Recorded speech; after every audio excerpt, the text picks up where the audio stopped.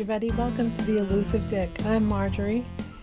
And I'm Barbara. And today we have our wonderful guest back, Irina, who was here not too long ago to show us her new program.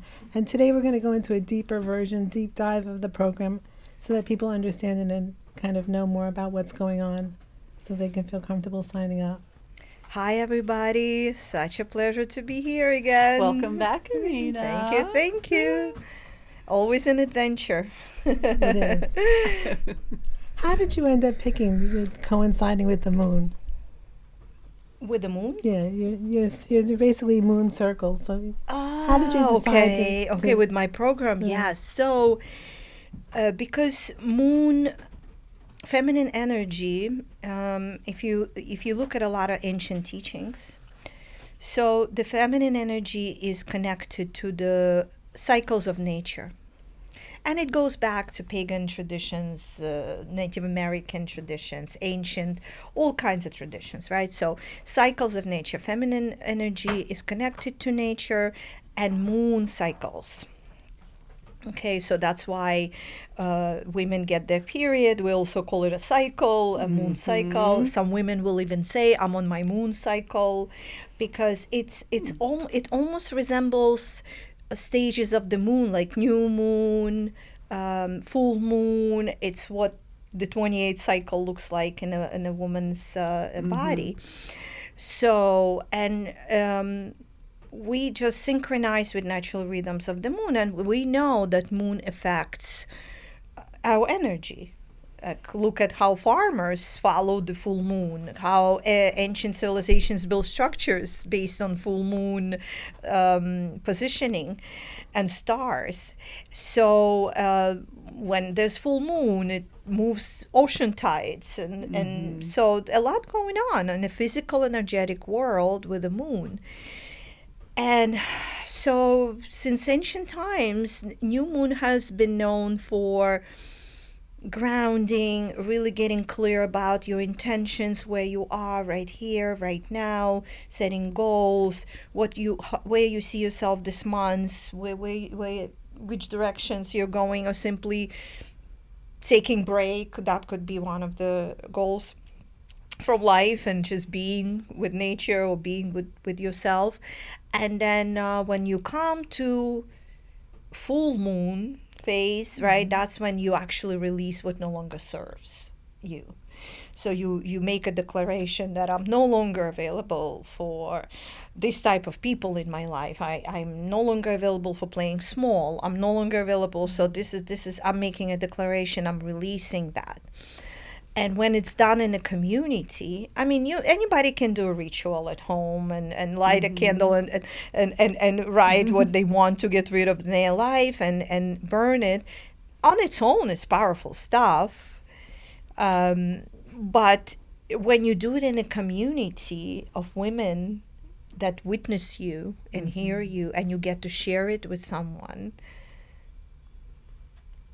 it really promotes your growth and dedication to yourself. So there's like a higher sense of accountability.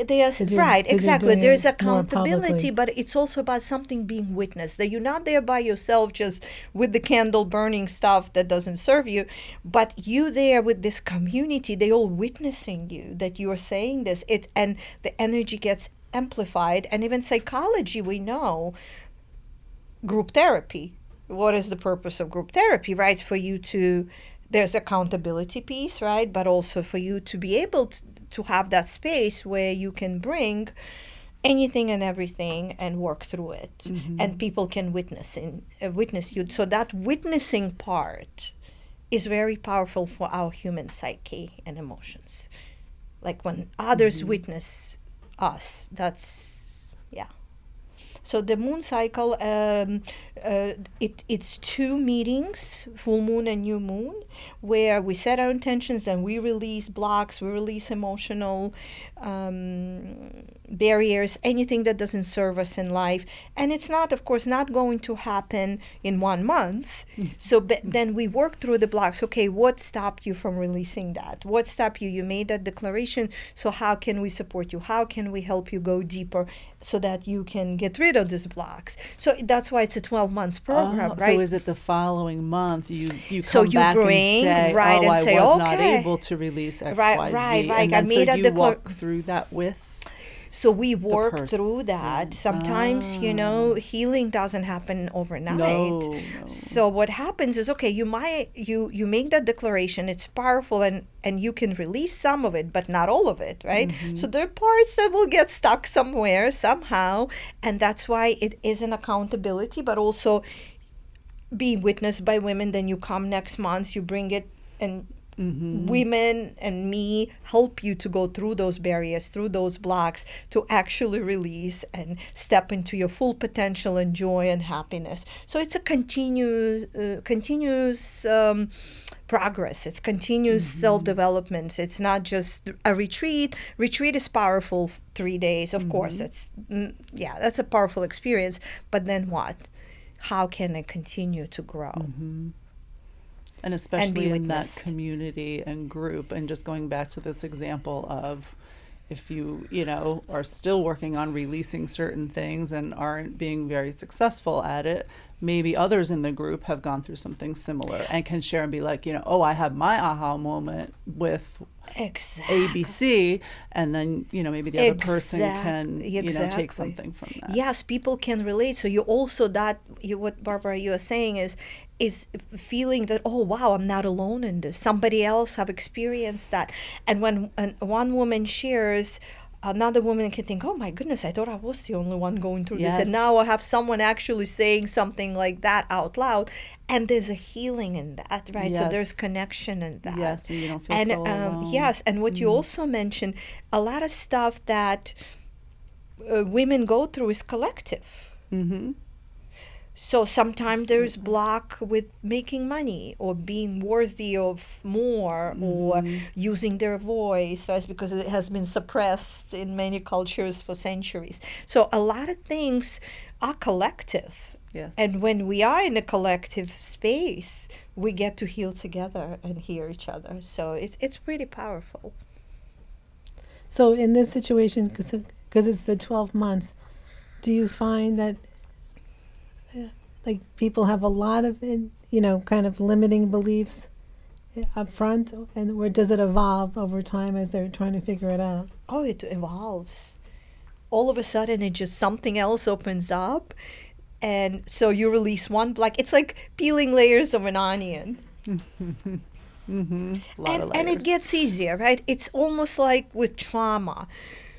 Trauma will never disappear from your life, but it will get easier for you to deal with it. Like it will not trigger you, right? It will still be there. Memory of it might still be there, but it will not elicit these deep, strong emotions.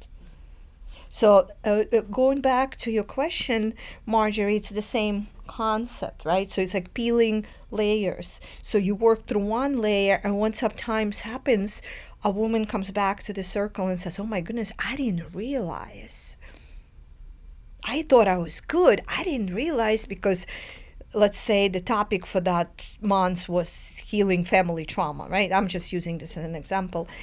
And a woman comes and says, oh my God, when you did that exercise, it brought up something in me that I did not know was affecting me, but now it clearly is affecting me. I actually thought about it, and now she's bringing this to the circle, and we are working through this. Somebody may share something. It could stir up something inside this person. Oh my goodness, I need to work through that too. Oh, that's something. Wow, I didn't think that. Because what happens is our subconscious blocks a lot of things for our own protection. Yes. Right? Because we still have to go live our lives every day. And we have to function. So our subconscious makes it possible. When all this protection formed in childhood. Right? So in childhood, as we know, this protection is fine. Now, when we become adults, it might no longer serve us. this kind of protections and walls and limiting beliefs, like you said. Some people don't even understand these are limiting beliefs that are holding them back because they were part of them as long as they can remember. They don't even know how to have a different belief. So awareness is the key.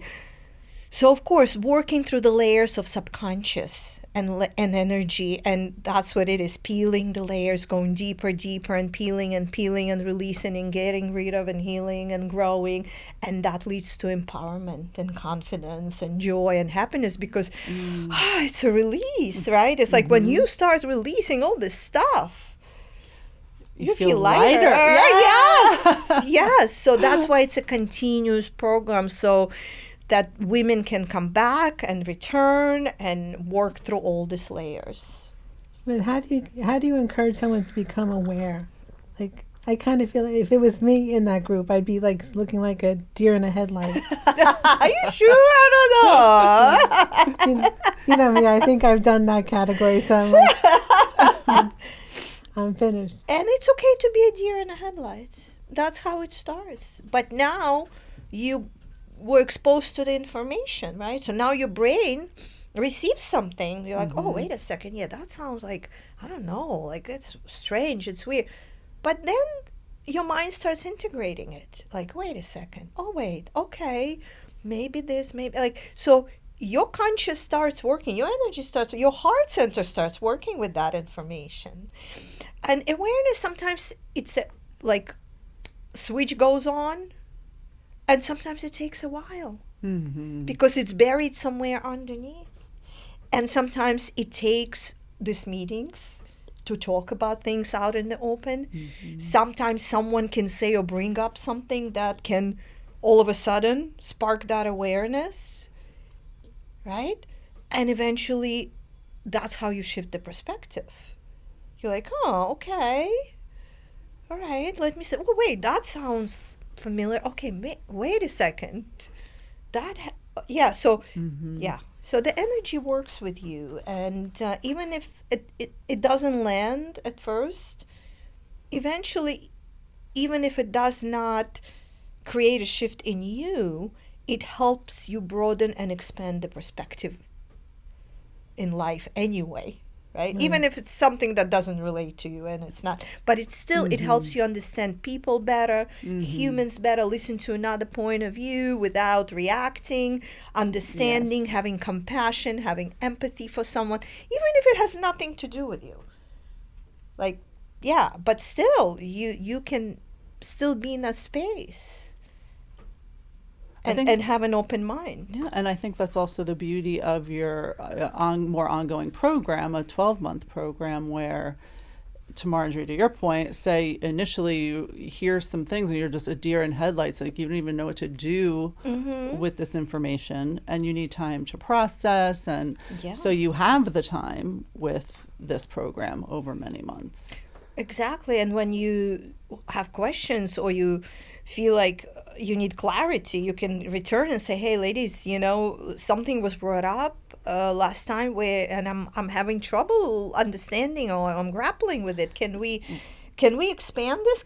Because I'm a little confused right, and here. You're in a group of like-minded people that are there to listen and help, and we'll have open ears, because sometimes you could even, if it's not something that came up in one of in your group, if it's something that just came up in your life outside of the group, you could then bring it to the group. I'm just thinking, on my own sometimes, I can't even think of an example right now, but something, more existential will come up in my brain. I'm like, I would like to have somebody to talk with it about.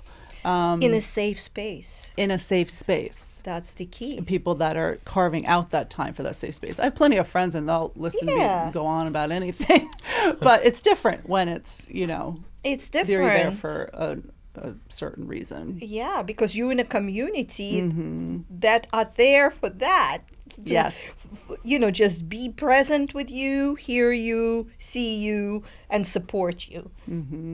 There's no other agenda there. Like, Right. or, I need to go pick up my kids in 5 minutes. Right, So, exactly, finish exactly. quickly, sometimes. Yeah, it was nice chatting with you, but I gotta, Yeah, walk the dog. exactly. Our friends have their own problems. As Yes. much as we love them and they want to be there for us, sometimes they get caught up in their own life and they have all their own things they Exactly. need to take care of, right? Our parents sometimes, they love us, but. Yeah, they don't want to hear all that deep dive stuff. Yeah, no. They'll look at me a little judgment there. That's your mom. That's your mom, Barb. Yes, no, They love us. She don't want to hear that. Yeah. It's fine. It's fine. Yeah, it's fine. We don't talk about that. Exactly. So it's just a safe space. You said it. Both of you said it. Safe space to be who you are, and permission to be who you are, with all of you, with all your joys and sorrows and traumas and successes and whatever it is. You have a full permission to be who you are. Be seen, be heard, be witnessed, transform what you need to transform. That's why it's very individual. The circles are for collective, but what I also included in the program is sessions with me one-on-one, because everyone's journey is different. Yeah, of course. Right? Yeah. Yes, a lot of us, are united in our collective wounds, but also each journey is different and experiences are different. So I'm there to support with that individual personal experience. That, So each needs month, attention. do you have specific areas or questions that you're posing to the group? Like to the, what do we want to get rid of? Like you gave an example of family trauma. So is that you do a specific topic each month or twice a month? Yeah, so I used to do all the topics during my circles. Right now it's a little different with this program. I want circles to be dedicated to community and personal growth, and there will be questions that will ask the group to go deeper, and they will be general personal growth, personal development questions related to maybe trauma healing, overcoming blocks. So goal setting, whatever it is. But that's where my next component comes in the alchemy, where we will be talking about specific things I see. and topics and experts from some of it I will be teaching. Then other experts will come and educate and raise awareness. From nutrition, from spirituality, from personal development, psychology, what have you, different topics, right? But then women can bring it to the circle and say, hey, we had that speaker or guest talking about death and dying, let's say. And you know what, it did touch me and trigger something, and I want to bring it to the circle and I want to talk about it. So, there's a safe space. Also, this can come up in the individual sessions, right? So it's not, it's just all women together to create this sense of empowerment, awareness, education, belonging, community, healing, so that it's all there. And then everything is related. It's not just separate. Because sometimes even, how many times, I don't know if you did, but I went and took some classes or workshops, and then I'm like, oh, I wish I had someone to talk to about this, like, or it really touched something in me and a tender spot, and I wonder what that is all about, and that would be nice to unpack with someone. Right, like in a standalone workshop. There's a lot of input and you learn a lot, but then after you sit with it again for a while and process and things, later on, you're, like, oh, hey, it would be nice to, like, how do you internalize? Talk, about this further. So that's why the circle, the community space is there to support. If you could talk about the Awaken Her series. Okay, so I'm a somatic practitioner. Tell me what that is, because I have no idea. Oh, there we go. Yeah, actually, yes, that would be helpful. So somatic, it's body embodiment. I don't know if you heard somatic embodiment. This kind of terms. So healing through the body, because what happens? Trauma happens in the body. our emotions first happen in the body. So not so much treating the mind, but treating the body. How do we treat the body? Through meditation, breath work, visualization, stretching exercises. Qigong is a good example of somatic empowerment, like practices where you actually bring all my meditations are, you bring your hand on your heart, on your belly, you feel your breath, you release with the sound. So it involves movement of the body. So when we move, the energy, the emotions move with it. So emotion is energy in motion. So that's a somatic, that's body. So it allows the body to release toxins, release unwanted energy through movement, transform emotions. That's what Qigong is too, basically, and Chinese healing arts.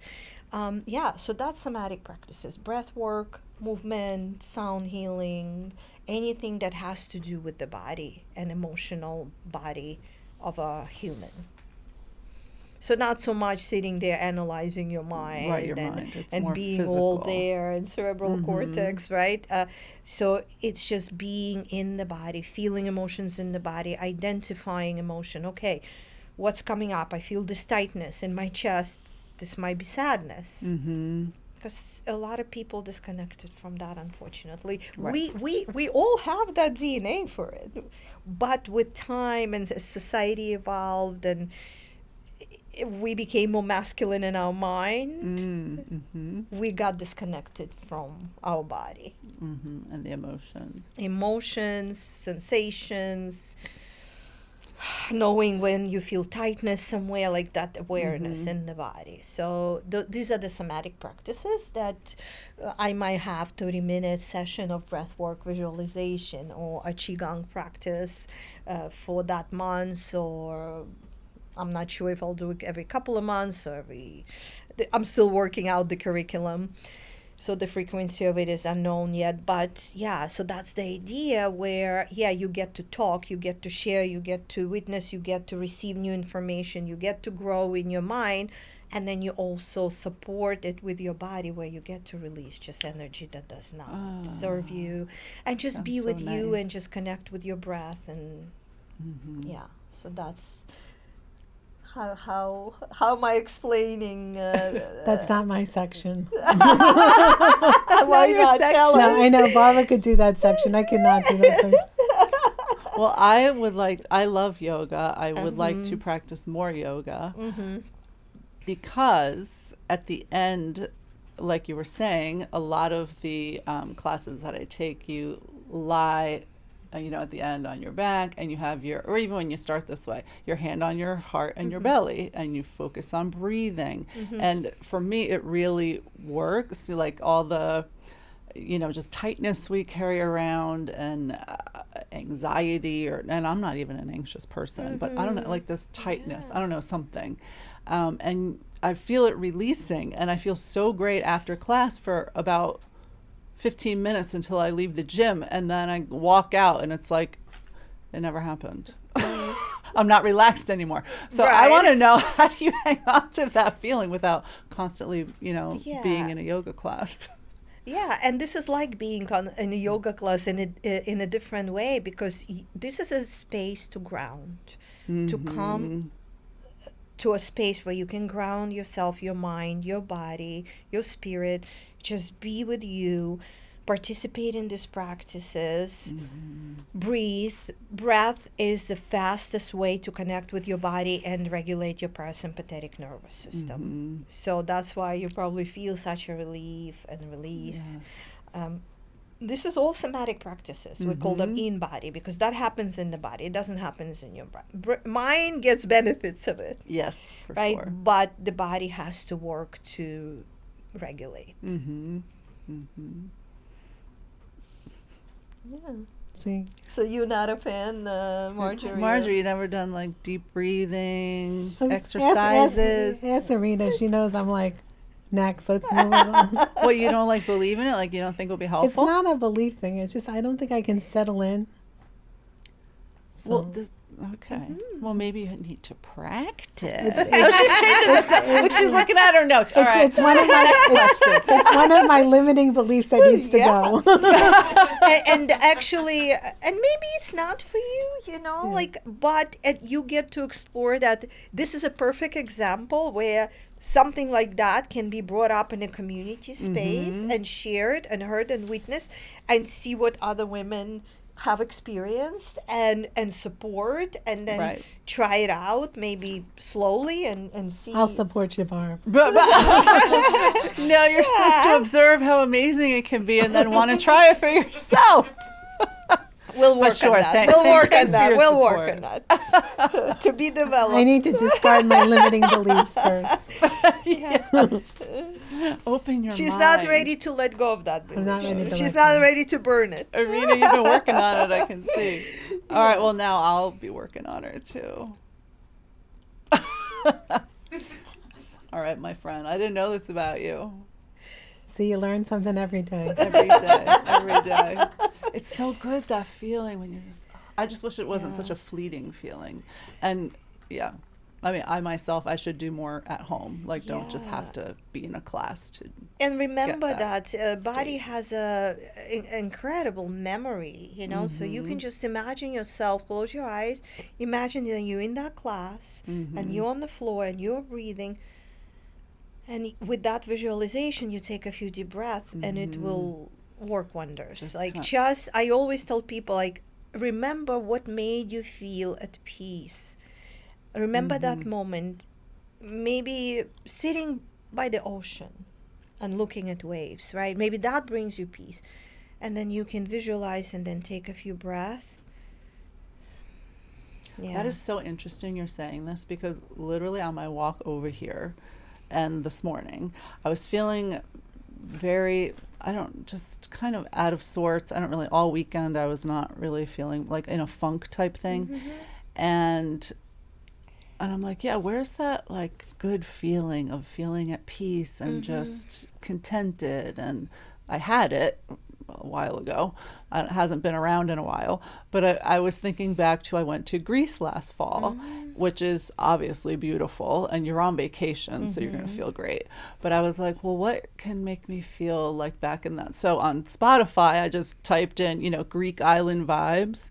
So at home, I was listening to this music and it brought me back, and just thinking about the water and just how like at peace I felt. And I listened to it walking down here, and in the chaos of walking through Times Square, I'm just, la-di-da with my Greek island vibe music going. And exactly, your body remembers, the mind remembers, no one can take away those memories. So, right? So memories get triggered from the time when you were there, and nervous system remembers how you felt when you were there listening to this music.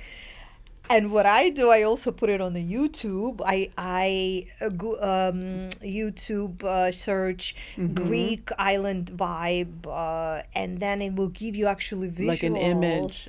Oh, I'll do that next time, Irene. I'll put it on my TV screen, like a big visual of the and I Greek play waters. it. I play it when I work, when I do work. Like I'll just play this beautiful Mediterranean vibe or Buddha vibe, whatever I'm in the mood for, that morning.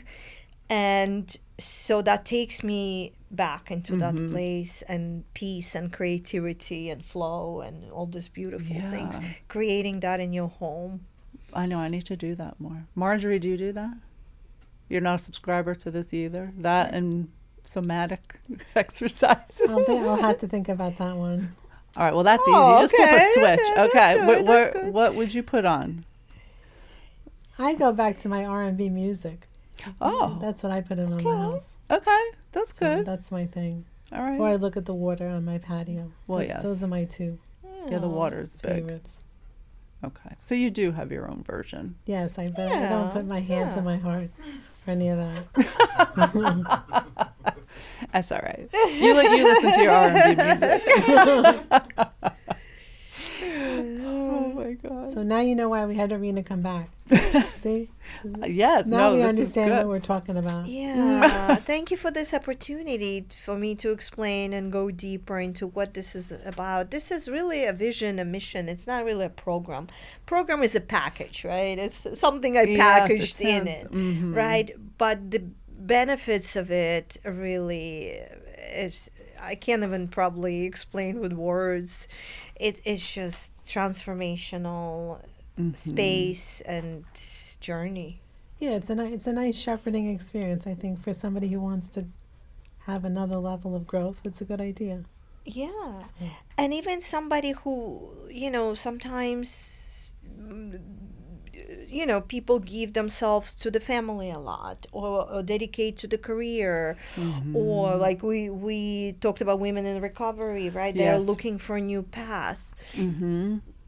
So it's a place to ground, to come and okay, I know I'm a mom. I know I'm housewife, let's say. I take care of my family, my children, my husband.